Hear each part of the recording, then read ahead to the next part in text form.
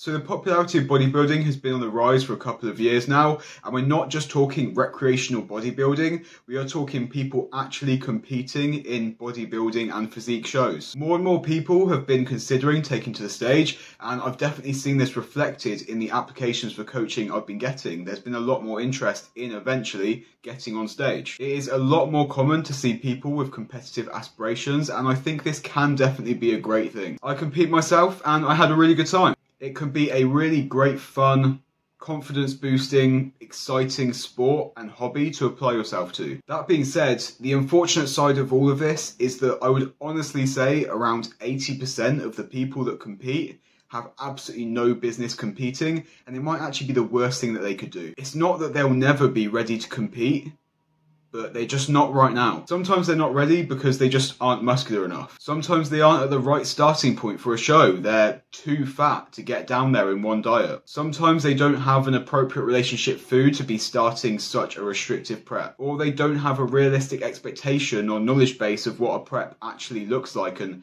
how intense and difficult it can be. There are a million reasons why somebody might not be ready to compete.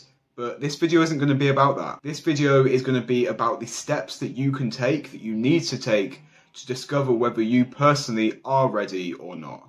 Not the reasons why, whether you are or not. If you haven't gone through the things laid out in this video, then you should not even be considering competing yet. Simply because if you haven't done these things without the things in this video, you have no idea whether this is something you actually want to do. I can guarantee you there'll be things in this video you haven't thought of, so listen and watch up. If you aren't sure if you're ready or not, then just shoot me an email on ashmaypt@gmail.com. I help people like you for a living, so we can discuss this. You can also head to the top link in my description for more information on my online coaching services. Subscribe to the channel if you haven't already, give the video a thumbs up and comment to tell the algorithm that I deserve more views, and then we can get into it. Okay, so the first part of this video is going to go through the one thing every single person ever wanting or considering stepping on stage should go through first, and that is to get very lean. Like really, really lean, like almost stage lean. This is the practice run, the practice diet.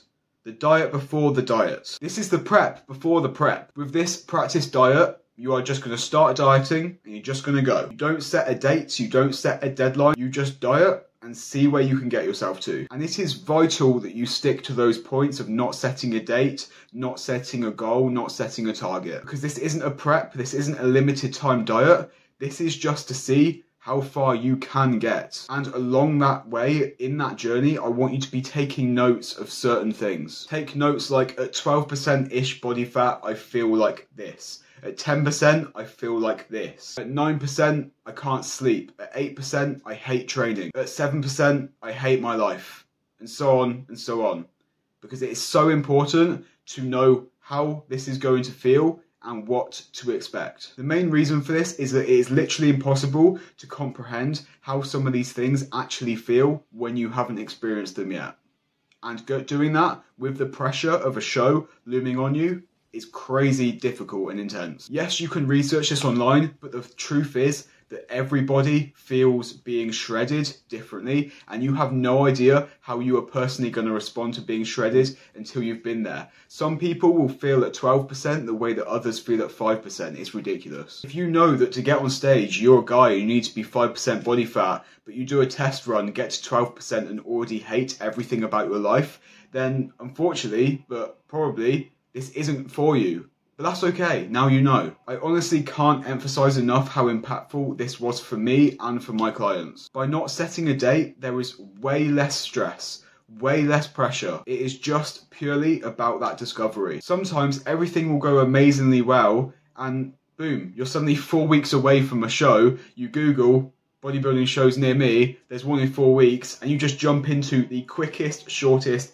easiest bodybuilding prep of your life, compete and win your pro card, boom. And all of that was so easy simply because you removed the stress of dieting to a certain date or anything like that. On the other hand, maybe this casual exploratory diet goes really badly, you can't get anywhere near as far as you thought, and you know it's not for you. In that situation, you can get the fuck out there, move on with your life, and do things a lot more productive than standing on stage in Tanner. And the best part of this is you don't then leave that with that mental thought of being a quitter, because you hadn't signed up to anything to quit. With this approach, you are a winner either way, I promise you that. You either end up competing as an athlete like you were hoping to, or you learn a ton about yourself and can put your efforts in better places for you. Also, if you aren't putting a time limit on this, then guess what? It's impossible to not be ready on time, because there is no time. Can you imagine how freeing and de-stressing that is?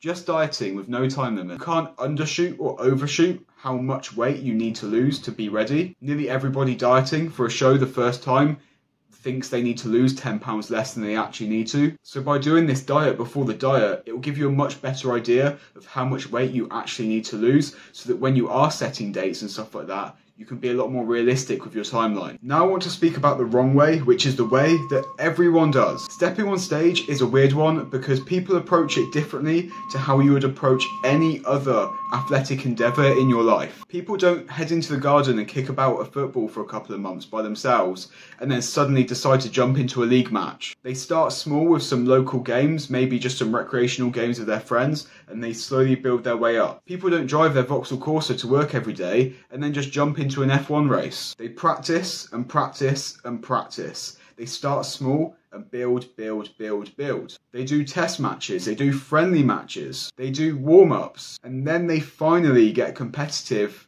at the lowest level and build from there. Because these matches are league-based, they're not trying to be the best in the world, they're just trying to do their best against their current opponents. So why the hell do people do the exact opposite of this for bodybuilding? They lift weights by themselves or with a mate for a few years, and then decide to try and get absolutely shredded, compete with large natural federations or unnatural, and then they get disappointed when they feel like shit and don't look like Chris Bumstead. It sounds ridiculous when you put it like that, and that's because it is. But that's what everyone does. And that leads me onto the psychology for bodybuilding, and this is a really important topic. The thing is that physically, nearly anybody can compete in bodybuilding. Of course, not everybody has beautiful genetics for shape and muscularity and size, but technically everybody can diet down and get lean enough to not look out of place on a bodybuilding stage. However, what most people don't have that will stop them from being able to compete isn't the physical side of things, it's the psychology behind it all. Because I can confidently say that competing in bodybuilding is one of the most psychologically taxing things I have ever done in my life. It's 24 hours a day, 7 days a week. Every single thing you do in your life, eat, sleep, move, becomes about moving towards that goal. And the only person that you can put any blame on is yourself in the mirror.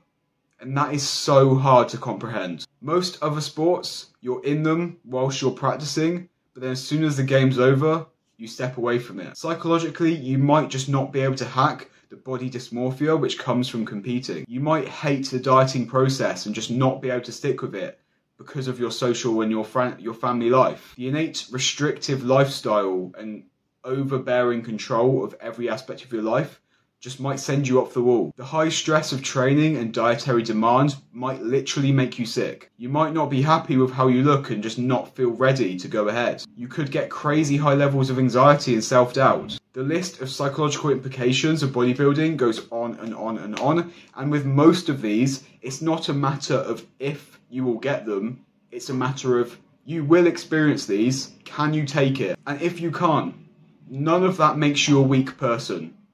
If anything, it's the people that can deal with these issues and choose to, they're the ones that are weird. Those are the abnormal people, not you. The last thing I want to touch on here is the idea of entering a bodybuilding show for experience, just to say you've done it or to build up experience for future dates. This is a common concept, and to be honest, I think a lot of people just say it to cover their own asses in case they look like shit when they compete. But that's besides the point. A lot of people say that they're going to compete in bodybuilding, to step on stage, to gain some experience. And with a lot of sports, that makes sense.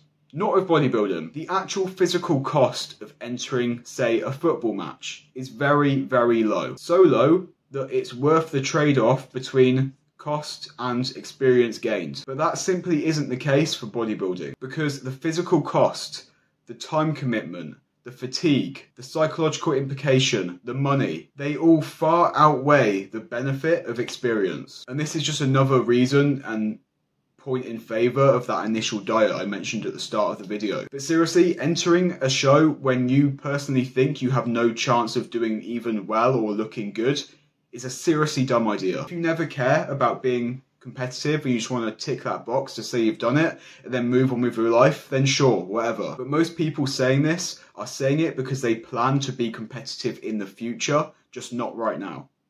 And they want experience for that. So they aim to become more and more and more and more competitive each time and gaining experience along the way.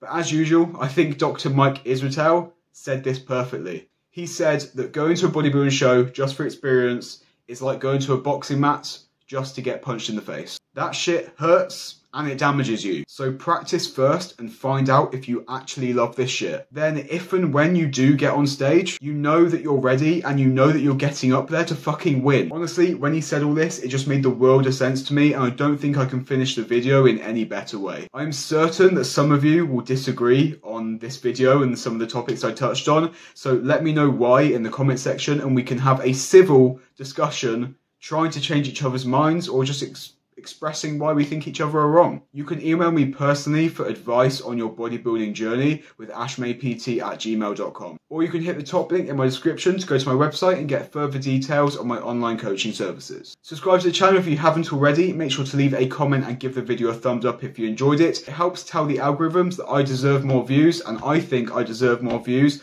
Hopefully you do too, so help a brother out. Thank you as always for watching. Until next one, see you later guys.